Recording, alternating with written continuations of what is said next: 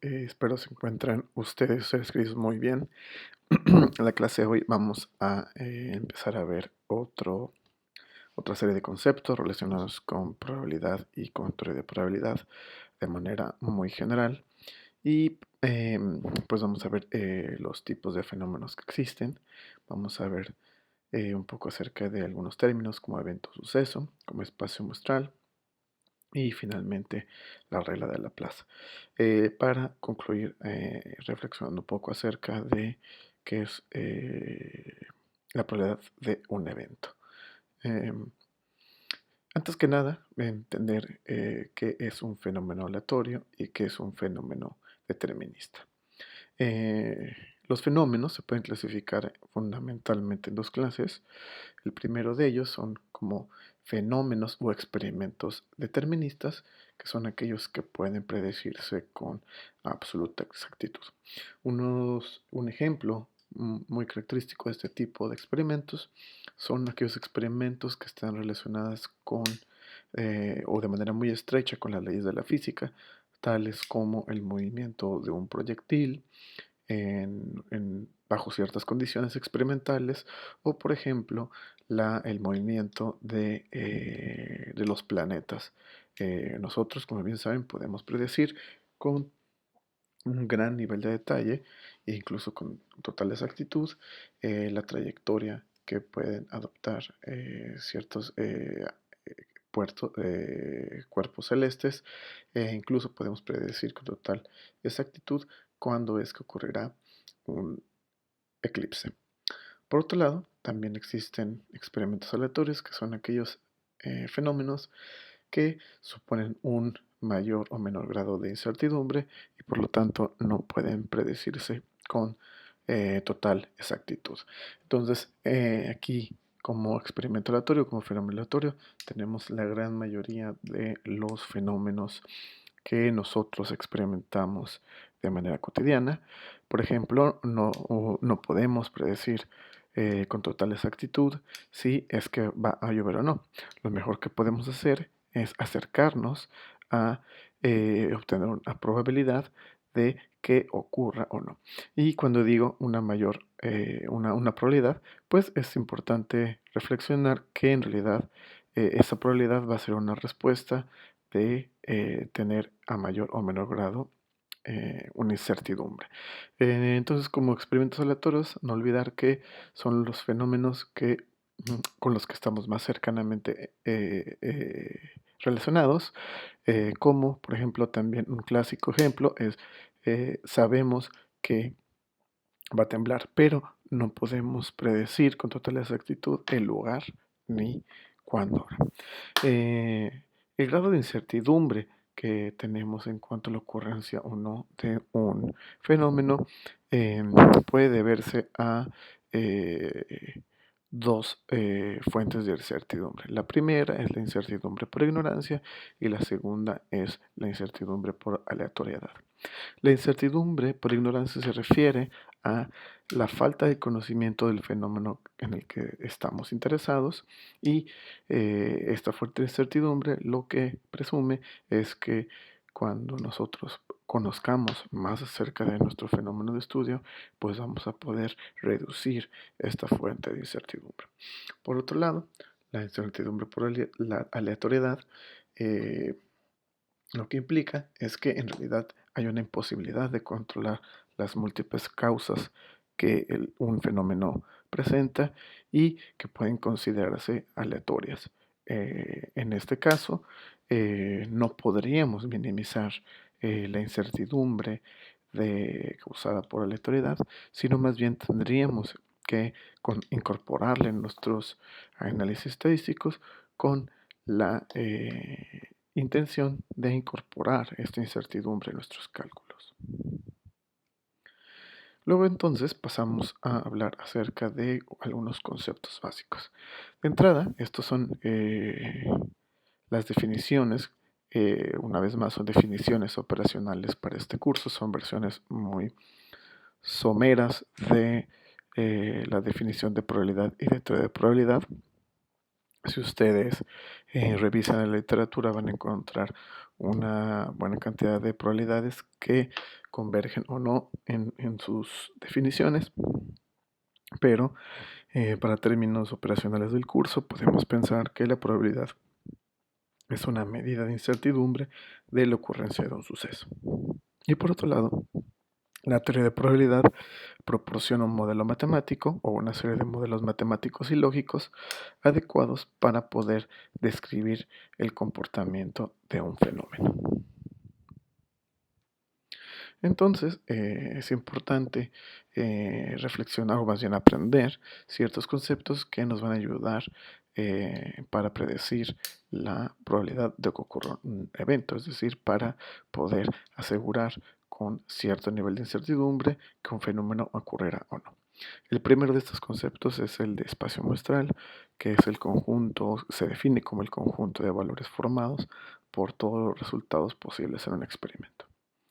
Un ejemplo de ello sería que en el experimento de lanzar un dado de 6 caras, el espacio muestral es de 6. ¿Por qué? Pues porque un dado de 6 caras tiene 6 posibles resultados.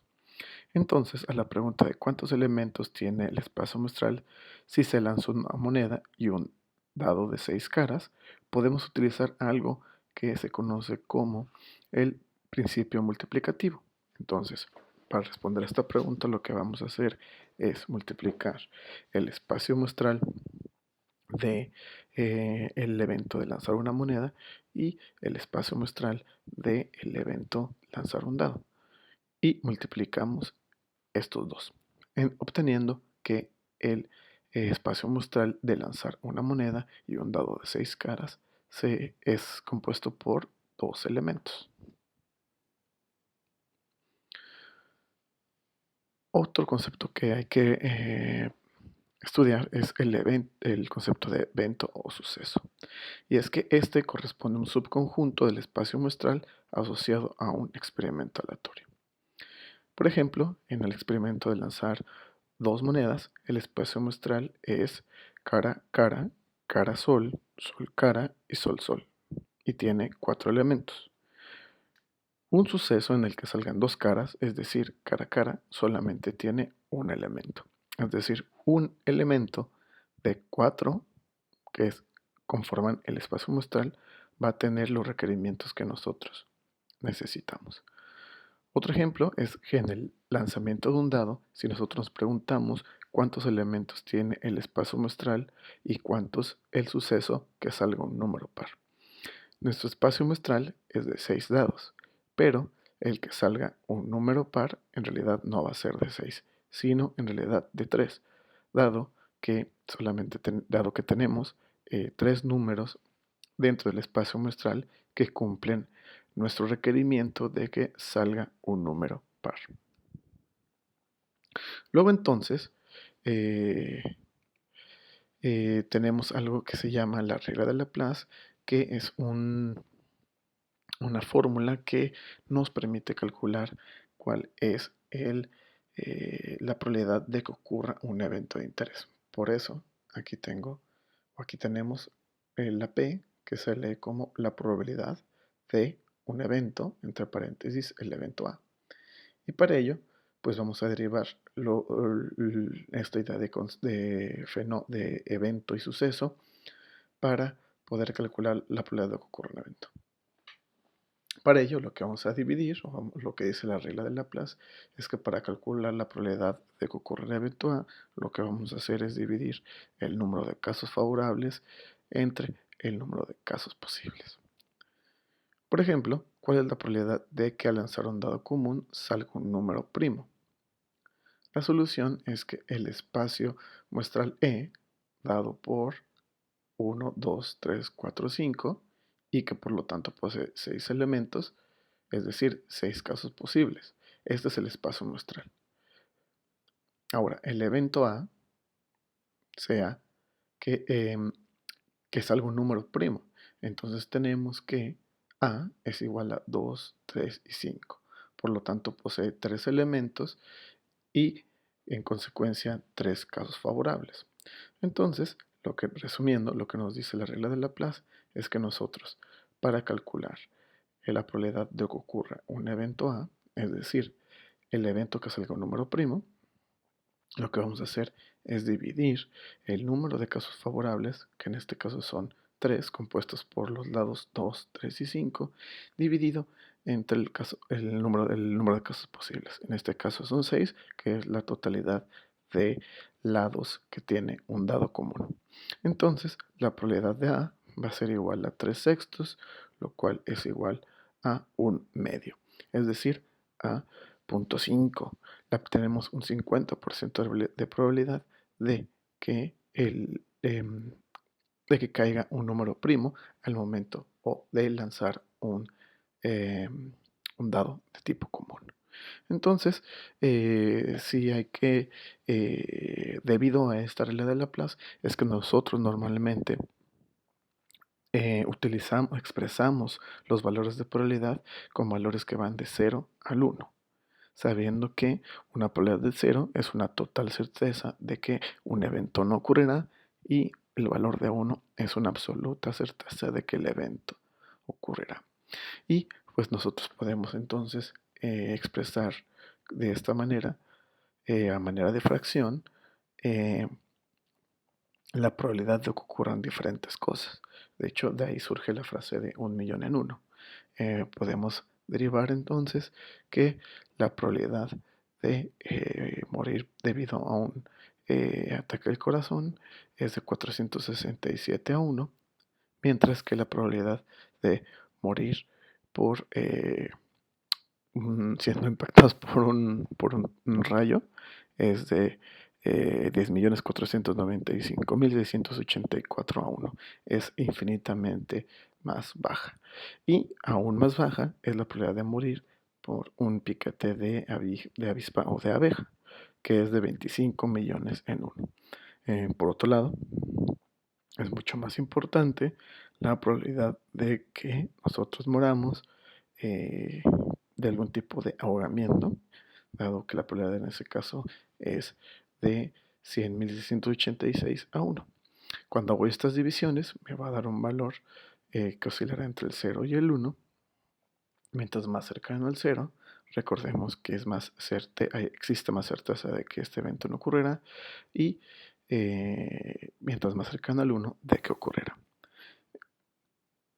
Con la siguiente clase vamos a aplicar la regla de Laplace para poder calcular diferentes tipos de probabilidad en lo que se llama probabilidad simple, probabilidad compleja y probabilidad condicionante.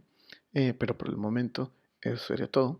Repasen estos conceptos que son bastante básicos, pero son bastante importantes para la teoría de probabilidad. Hasta luego.